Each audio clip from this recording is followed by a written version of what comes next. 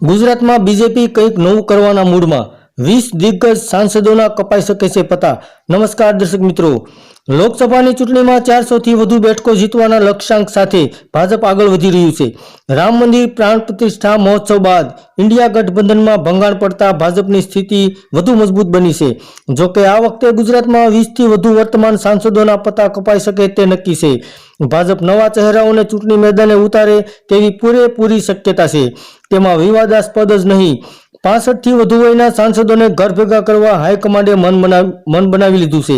ગુજરાતમાં તાજેતરમાં એકમાત્ર ગાંધીનગર લોકસભા મત વિસ્તારમાં સાંસદ અને કેન્દ્રીય ગૃહ પ્રધાન અમિત શાહના ચૂંટણી કાર્યાલયનું ઉદ્ઘાટન થયું છે, જ્યારે નવસારીના સાંસદ અને ભાજપના પ્રદેશ પ્રમુખ CR પાટીલ એમ બંને સિનિયર સાંસદો સિવાય બીજા કોઈની પણ ટિકિટ પાકી ગણાતી નહીં હોવાનું ચર્ચાઈ રહ્યું છે। અને કેન્દ્રીય ગૃહમંત્રી અમિત શાહ ગાંધીનગરથી બીજી વખત ચૂંટણી લડશે તે નિશ્ચિત મનાઈ રહ્યું છે એવી પણ ચર્ચા છે। અત્યાર સુધી સંસદમાં રહેલા ઘણા મોટા નેતાઓ રાજ્યસભા દ્વારા હતા, પાર્ટી તેમને ચૂંટણી લડાવી શકે છે। ગુજરાતમાં રાજ્યસભાની 4 બેઠકો માટે આગામી મહિનાની 27મી તારીખે ચૂંટણી યોજાશે, તો પરિસ્થિતિ સ્પષ્ટ થવાની અપેક્ષા છે। ધન્યવાદ દર્શક મિત્રો।